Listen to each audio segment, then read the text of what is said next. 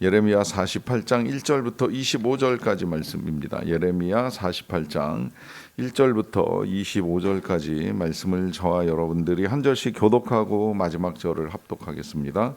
모압에 관한 것이라 만군의 여호와 이스라엘의 하나님께서 이와 같이 말씀하시되 오라 느보여 그가 유린당하였도다. 기랴다임이 수치를 당하여 점령되었고 미스갑이 수치를 당하여 파괴되었으니 모압의 찬송 소리가 없어졌도다. 헤스본에서 무리가 그를 해하려고 악을 도모하고 이르기를 와서 그를 끊어서 나라를 이루지 못하게 하자 하는도다.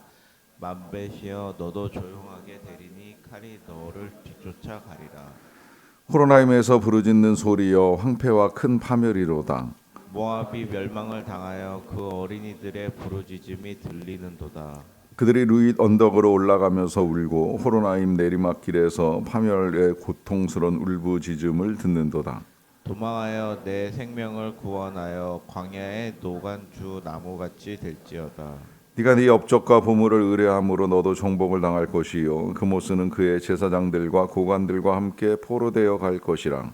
파멸하는 자가 각 성읍에 이를 것인즉 한 성읍도 멸하지 못할 것이며 골짜기가 멸망하였으며 평지는 파멸되어 여호와의 말씀과 같으리로다. 모압에 날개를 주어 나라 피하게 하라. 그 성읍들이 황폐하여 거기에 사는 자가 없으리로다. 여호와의 일을 게을리하는 자는 저주를 받을 것이요 자기 칼을 금하여 피를 흘리지 아니하는 자도 저주를 받을 것이리로다. 모압은 젊은 시절부터 평안하고 포로도 되지 아니하였으므로 마치 술이 그 찢기 위에 있고 이 그릇에서 저 그릇으로 옮기지 않음 같아서 그 맛이 남아 있고 냄새가 변하지 아니하였도다. 그러므로 여호와께서 말씀하시니라. 날이 이르니니 내가 술을 옮겨 담는 사람을 보낼 것이라. 그들이 기울여서 그 그릇을 비게 하고 그 병들을 부수리니 이스라엘 집이 베델을 의뢰함으로 수치를 당한 것 같이 모압이 그 못으로 말미암아 수치를 당하리로다. 너희가 어찌하여 말하기를 우리는 용사요 능란한 전사라 하느라. 만군의 여호와라 일컫는 왕께서 이와 같이 말하노라. 모압이 황폐하였도다. 그 성읍들은 사라졌고 그 선택받은 장정들은 내려가서 죽임을 당하니 모압의 재난이 가까웠고 그 고난이 속히 닥치리로다. 그의 사면에 있는 모든 자여 그의 이름을 아는 모든 자여 그를 위로하며 말하기를 어찌하여 강한 막대기 아름다운 지팡이가 부러졌는고 할지니라. 디본에 사는 딸아 내 영화에서 내려와 메마른 데 앉으라. 모압을 파멸하는 자가 올라와서 너를 쳐서 내 요새를 깨뜨렸음이로다. 아로엘에 사는 여인이여 길 곁에 서서 지키며 도망하는 자와 피하는 자에게 무슨 일이 생겼는지 물을지어다. 모압이 패하여 수치를 받나니 너희는 울면서 부르짖으며 아르논가에서 이르기를 모압이 황폐하였다 할지어다. 심판이 평지에 이르렀나니 곧 홀론과 야사와 메바앗과 디본과 느보와 베디물라 다임과 기라다임과 백가물과 벤무온과 그리옷과 보스라와 모압 땅 원금 모든 성읍에로다. 같이 읽습니다. 모압의 불이 잘렸고 그 팔이 부러졌도다. 여호와의 말씀이니라. 아멘. 무신론자들이 신은 없다고 하는 여러 가지 논리를 펴는 중에 이 신이나 혹은 종교가 나약한 사람들의 상상에서 나온 산물이라 이제 이렇게 정의하는 것을 들었던 적이 있습니다. 이 나약한 사람들에 의해서 신이 이제 만들어지고 또 종교가 생겨났다라고 한다면 이제 그런 표현을 사용하는 이제 무신론자들의 입장은 스스로 이제 강하다라고 생각하는 데서 하는 말이 아니겠는가 여겨지는데요. 이 강하다라고 생각할 수 있는 건 뭐 이제 건강하다거나 힘이 있다거나 뭐 젊다거나 아니면 능력이 있다거나 이제 자신이 가지고 있는 것들로 충분하다, 이제 자신의 삶을 만들어가는데 큰 어려움이 없다라고 생각을 하기 때문에 이제 그런 식의 주장을 한다고 할 수 있습니다. 뭐 저 역시도 뭐 한때 그런 생각을 했던 적이 없었던 건 아니지만 이제 시간이 흘러가면서 정말 인간이 강한가에 대한 이제 의문이 들기 시작을 했습니다. 인간은 사실 강한 존재가 아니라 독한 존재고 악한 존재지요.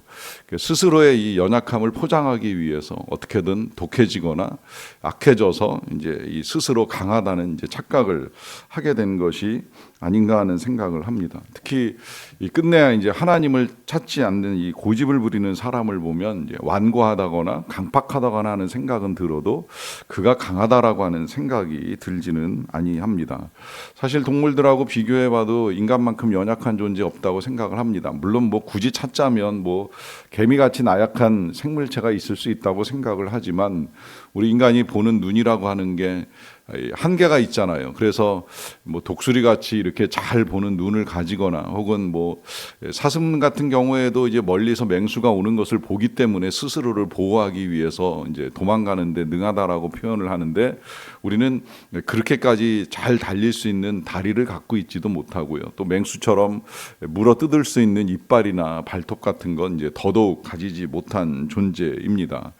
그러하기 때문에 어쩌면 인간은 이제 하나님이 주신 지혜와 능력을 가지고 스스로를 지키기 위해서 이제 많은 무기를 만들어냈죠. 그런 맹수 같은 것과 대적하여 싸우기 위해서 이제 칼과 창을 만들고 또 사람과 사람 사이에 자신의 힘의 능력을 키워가기 위해서 많은 무기를 만드는 것이 뭐 지금은 이제 총 대포 더 나아가서 이제 핵무기까지 개발하면서 스스로의 강한 능력을 키우기 위해서 많은 애를 써왔습니다. 어떻게 보면 이 모든 것들이 연약한 인간의 이 약함을 가리기 위한 방편들이 아니겠는가라고 하는 생각을 하게 되는데요. 그렇다고 한다면 이제 하나님이 왜 사람을 이렇게 지으셨을까? 하나님의 형상을 따라 지으실 때 우리 하나님은 강하시기 때문에 우리가 그분을 의지하고 믿을 수가 있는데 그 강한 하나님께서 인간에게는 강함은 주시지 않은 것 같고 하나님의 형상을 따라 주셨다고 한다면 오히려 이제 지혜를 주신 것이 아닌가 하는 생각을 합니다. 이유가 분명하지요. 일단 지혜를 주신 건 만물을 하나님과 함께 다스려 가야 하기 때문에 하나님이 가지신 지혜의 많은 부분을 우리에게 허락하심으로 실제로 우리는 이제 그 지혜를 활용해서 만물을 다스려 나가는 역할을 감당을 하고 있는데요. 문제는 이제 연약함을 더불어 주신 이유는 이제 그걸 우리 스스로가 깨닫고 인정하고 그 연약함 가운데 하나님을 찾고 의지할 때에 이제 더 올바른 통치와 다스림이 우리가 살아가는 모든 삶의 영역에서 가능할 수 있기 때문입니다. 뿐만 아니라 이제 하나님을 의지할 때라야 진정한 삶의 평강과 기쁨이 찾아오는데 반대로 이제 이걸 인정하지 아니하면 그때로부터 이제 인간은 불행과 이제 고통에 빠지는 일들을 겪게 되지요. 그걸 제일 먼저 겪은 사람들이 바로 이스라엘 민족들이라고 할 수 있습니다. 이스라엘 민족은 하나님이 특별히 택하셔서 연약한 가운데 건져내시고 한 나라와 민족을 이루게 하셨는데 그렇게 하신 이유는 오직 이 백성들이 하나님만 믿고 살아가는 삶을 살게 하신 거예요. 그리고 실제로 그렇게 사는 동안에 그 땅은 굉장히 이제 영화로운 땅이 되었습니다. 이제 그 시대가 몇 차례 찾아오는데 여호수아 때 그렇고 또 이제 다윗과 솔로몬의 때가 그렇지요. 그런데 이제 솔로몬의 시대로부터 하나님을 떠나고 의지하지 아니하면서 이 땅이 겪어나가는 고통이 이제 이루 말할 수가 없지요. 그리고 그 삶을 회복시키기 위하여 많은 선교사님들을 많은 선지자들을 보내시면서 그 백성을 일깨우기 위해 애쓰셨는데 이걸 듣지 아니하고 이제 돌이키지 아니하는 백성들로 인하여서 결국은 이제 이스라엘이 망해가는 일들을 겪게 됩니다. 그러다 보니까 이제 이스라엘이 망해가는 과정 중에 이제 하나님께서는 그 주변 나라들에게까지 말씀하시는 것을 우리가 계속 보고 있는데요. 먼저는 애굽과 블레셋을 향해서 하시는 말씀이었고 오늘은 이어 이제 모압을 향해 하시는 말씀을 보게 됩니다. 이 오늘 본문에는 모압의 이제 여러 도시들 우리도 들어본 적이 있는 느보나 혹은 이제 헤스본 같은 도시들이 쭉 열거가 되면서 한마디로 요약을 하자고 하면 이 모든 도시와 그리고 나라가 황폐하게 되고 큰 파멸을 맞이하게 될 것이다라고 하는 거예요. 이제 그 가운데 좀 안타까운 것은 4절 보시게 되면 모압이 멸망을 당하여서 그 어린이들의 부르짖음이 들린다라고 하는 것입니다. 그리고 이 부르짖음이 끝나지 아니하고 5절에 보시면 그들이 루잇 언덕으로 올라가면서 울고 호로나임 내리막길에서 파멸의 고통스러운 울부짖음을 듣게 된다라고 하는 이 말씀을 통하여서 아이들의 부르짖음, 이 아이들의 울부짖음이 있을 수밖에 없다라고 하는 사실을 이제 말씀하십니다. 늘 어른들의 죄악으로 말미암아 고통을 당하는 건 아이들이고 다음 세대지요. 그러니까 이 어른들의 신앙, 어른들이 하나님을 섬기는 것이 얼마나 중요한가 하는 사실을 다시 한번 확인을 하게 되는 거예요.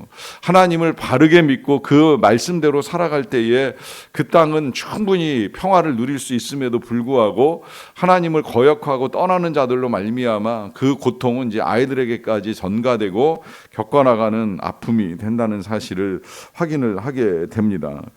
그러면서 이제 이 모압이 그동안에는 술통에 들어있는 술 같다라고 하는 표현을 쓰는데요.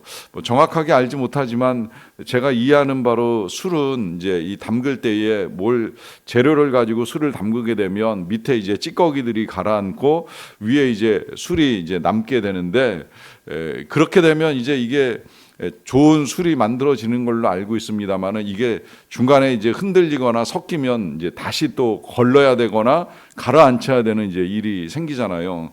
지금 모압은 마치 그 찌꺼기 위에 있는 술같이 그동안에 전혀 문제가 없었다는 거예요. 흔들림이나 불안이 없었다는 거예요. 근데 갑자기 이제 누군가 나타나서 술통을 옮기면서 찌꺼기와 술이 섞이는 것처럼, 그리고 술통에 술을 어딘가에 따라 버리는 것처럼 지금 이 나라와 민족이 이제 그런 고통을 겪게 될 거라 하는 이제 말씀입니다.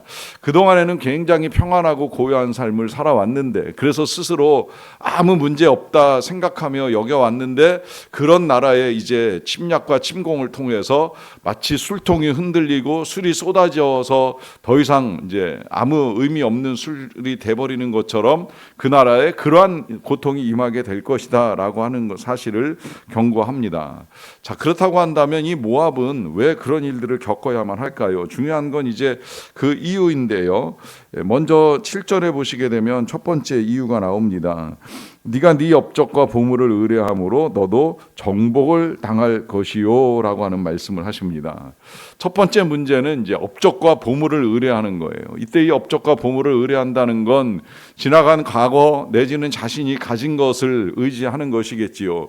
우린 가진 것이 많거나 혹은 지금까지 우리 이렇게 아무 문제 없이 살아왔기 때문에 앞으로도 그럴 것이다 라고 하면서 자기 눈에 보이고 자기 손에 잡히는 것을 의지하는, 이것이 바로 지금 이 모압의 멸망을 초래하게 되었다라고 하는 것입니다.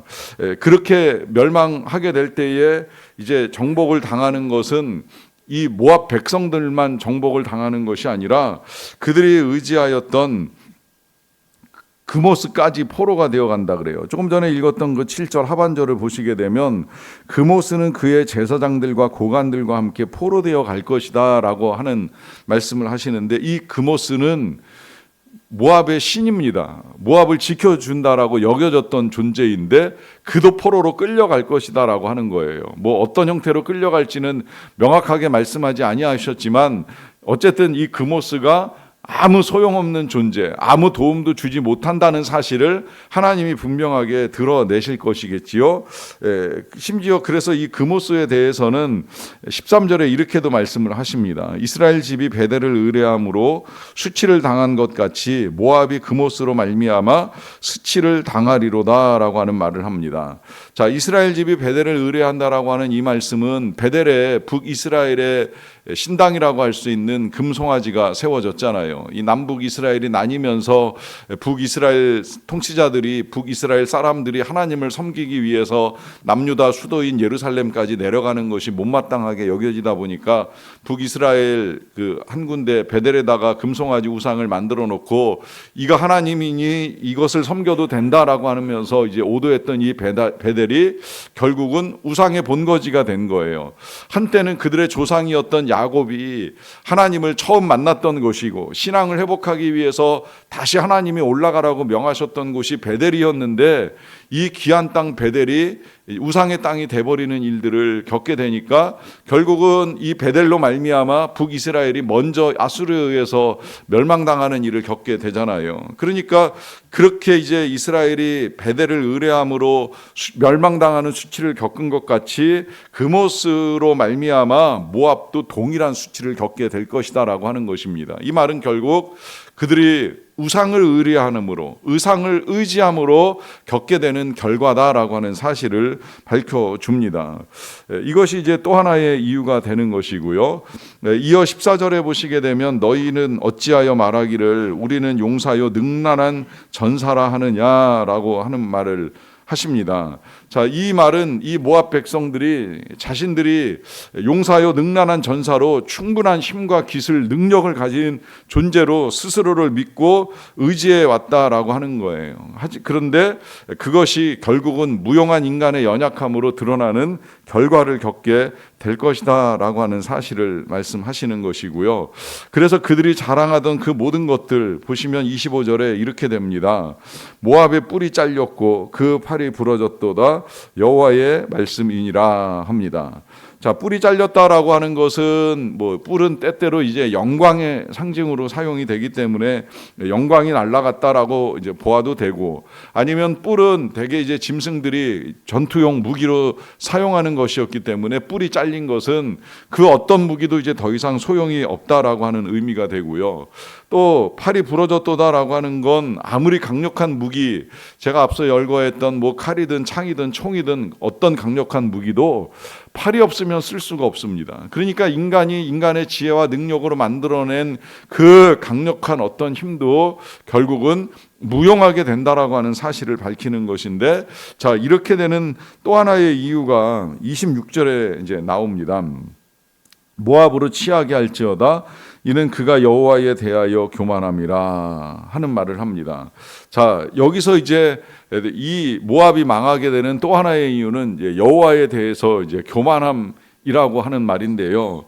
이 교만함이 이제 하나님이 모압에게까지 지금 경고하시고 메시지를 전하시는 또 하나의 이유라고 여겨지는데, 이 교만을 그래서 29절에서는 이렇게도 열거를 해요. 우리가 모압의 교만을 들었나니 심한 교만 곧 그의 자고와 오만과 자랑과 그 마음의 거만이로다라고 하면서 참 다양한 단어로 그들의 교만을 지금 이제 지적을 하고 있습니다. 그 교만은 스스로를 높이는 것이고 남들보다 낫다고 여기는 이 오만함이고, 또 가진 걸 자랑하고 힘을 자랑하고 건강과 능력을 자랑하고 힘과 기술을 자랑하던 마음의 거만함이라고 말씀을 하시는데, 이 오만함 중에는 또 하나요, 27절에 이런 내용도 들어있어요. 네가 이스라엘을 조롱하지 아니하였느냐라고 하면서 하나님의 백성인 이 이스라엘, 그들이 아무리 죄악 가운데 있었을지라도 그들을 조롱하는 건 하나님이 용납하실 수 없는 일이라 하는 사실을 말씀하십니다. 이건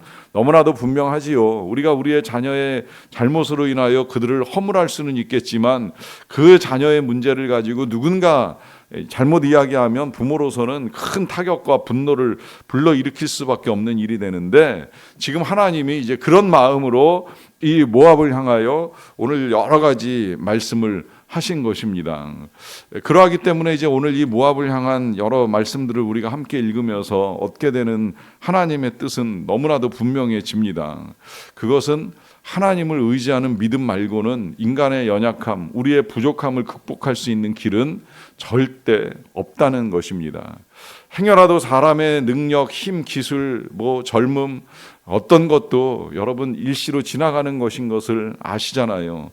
우린 다 결국은 병들고 늙고 나이 들어 죽을 수밖에 없는 연약한 인생이고, 한때 대단하게 여겨졌던 그 누구도 결국은 하나님이 명하시면 호흡을 내려놓고 호흡을 거두고 하나님께 나아갈 수밖에 없는, 그리고 심판받을 수밖에 없는 존재라는 사실이 분명합니다.